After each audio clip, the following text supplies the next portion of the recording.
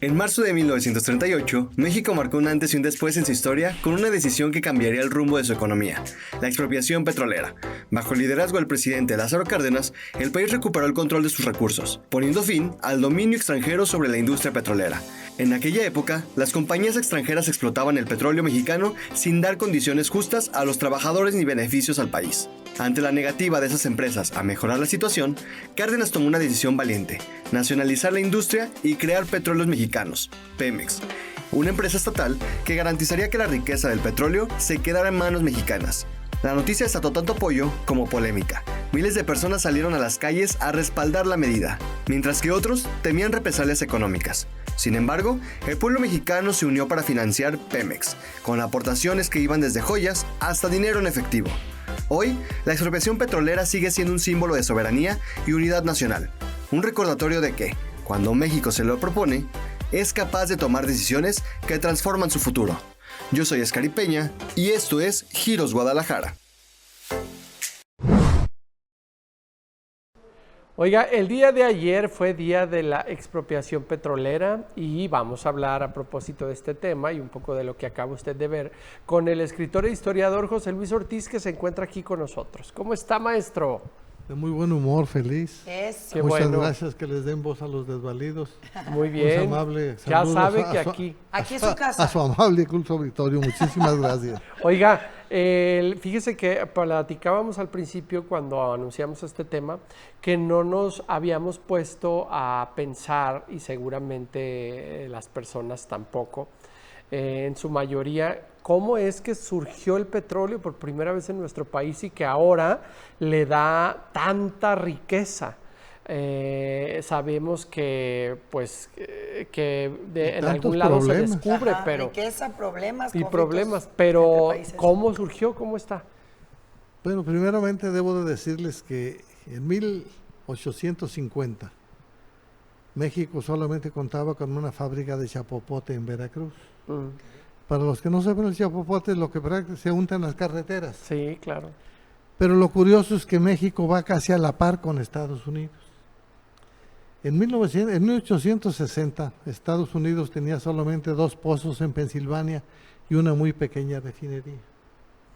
Entonces, prácticamente Porfirio Díaz, el que hace la primer ley del petróleo, y les cobraban 7 centavos por hectárea y un 7% de las ganancias. Es la primera ley que hace Porfirio en 1880 y tantos, que hace la primera ley del petróleo. Y eso ya obliga a pero también Porfirio Díaz abre, y es Alemania, Inglaterra, Estados Unidos y Canadá los primeros que llegan cuando Porfirio Díaz abre y empieza a repartir. Dice usted las los primeros concesiones. que llegan a consumir nuestro petróleo. Llegan a buscarlo, porque no había petróleo en México. No, y ahí es donde empiezan entonces los conflictos. Digamos que Porfirio Díaz puso también como esa ley de respeto de lo que nosotros teníamos, pero se abrió una caja de Pandora, porque entonces ahí ya entró, como en otros países lamentablemente, lo vemos en la actualidad, estas peleas, ¿no? De yo me quedo, tú me das. Sí, pero no tenemos que decir que él abre, da concesiones a extranjeros. Y vinieron muchos ingenieros petroleros extranjeros y nunca encontraron absolutamente nada. Lo único que encontraron fue un pozo en Veracruz como de 60 metros, pero que no dio nada de resultado. Pero el ingeniero Ezequiel Ordóñez, un gran ingeniero mexicano, contratado por la Águila Petroleum Company, americana o inglesa, él es el primer ingeniero que descubre un pozo, pero lo descubre en la zona del Ébano, en el estado de San Luis Potosí.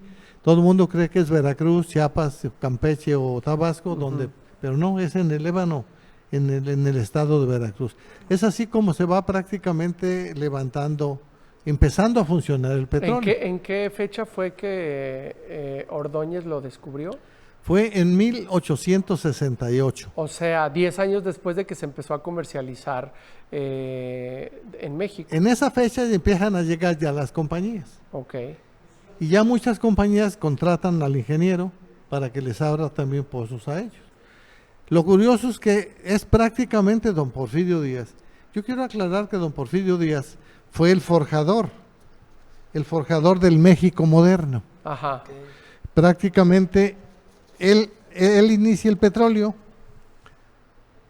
y gracias al petróleo es como México empezó a pagar las deudas que le había dejado don Benito Juárez. Ok, entonces digamos que es una palomita más para Porfirio Díaz, que justo hemos hablado que para muchos es un villano, pero para otros es un salvador en muchas Mire, cosas. acuérdense que todos los seres humanos tenemos luces y sombras. Claro. Y los enemigos siempre nos van a sacar la sombra para exhibirnos ante la sociedad que es la que nos sube y nos avala.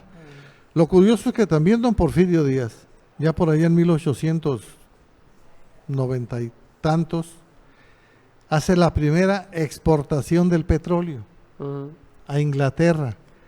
Le vende 25,000 litros de aceite liviano, conocido vulgarmente como petróleo, para las lámparas de Liverpool, que ya hablaban que tenía más de 100,000 lámparas, y con el petróleo mexicano, dicen que ahí las empieza a cambiar, porque muchas lámparas todavía las usaban con velas. Entonces, en base ya al petróleo, ese aceite delgado empieza a darle la vuelta al mundo México.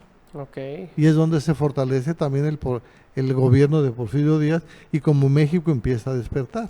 Oiga, y después de eso, obviamente empezaron a reconocer que en nuestro país hay infinidad de pozos, y eso reconoció que somos absolutamente ricos. Pero, ¿cuál es la situación actual Mire, del petróleo? El fin de que el día de hoy ustedes nos permitieran hablar del petróleo es porque México iba prácticamente a la par de Estados Unidos. Ajá. México era un gran país. Con Porfirio Díaz el dólar estuvo peso por peso con el dólar. Okay. Pagó la deuda. Y lo curioso es que él es el que él hace la primera ley del petróleo y empieza ya a cobrarles, porque las concesiones que dio Porfirio Díaz a los extranjeros era sin que se les cobrara un solo centavo de impuestos ni de regalías. Pero ya en 1908 él saca la primera ley del petróleo y ya empieza a cobrar, repitiendo, 3 centavos por hectárea Más 7% de lo más vendido. 7% de las utilidades, no lo vende de las utilidades, pero con eso empezó prácticamente a despertar y con eso México se hace importante de acuerdo a los grandes yacimientos de petróleo que tenía, pero había que buscarlos y encontrarlos y vienen las compañías extranjeras, hay que reconocerles, vinieron e invirtieron, pero el día de ayer Se celebraba algo don importante. Lázaro Cárdenas en el 1938 hace la gran expropiación petrolera donde el México es dueño de todo su país. Fue un acto muy curioso porque la sociedad mexicana participó, muchos regalaron una gallina, doña Petra regaló un anillo, una medalla y se fueron juntando dinero para pagar porque se le pagó la deuda a todos. Primeramente la Suprema Corte de Justicia de México le da el gane a México y en base a eso expropia. No fue un abuso, en base a eso hace la expropiación. Ok, mira qué dato tan importante, maestro. De verdad, nosotros le agradecemos mucho que venga y nos dé tanto acervo cultural porque eso le aporta muchísimo a este programa.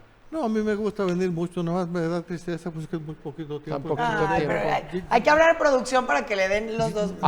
Ya terminamos. Ya vamos a intentar, maestro, a ver si la televisora nos deja que los Oye, hay que miércoles, presumir este libro. que los miércoles Traje ese tenga libro usted el programa. del otro Porfirio Díaz porque ahí narro todo el caminar del petróleo mexicano. Así es, el otro Porfirio Díaz por el ingeniero José Luis Ortiz García, por este gran historiador.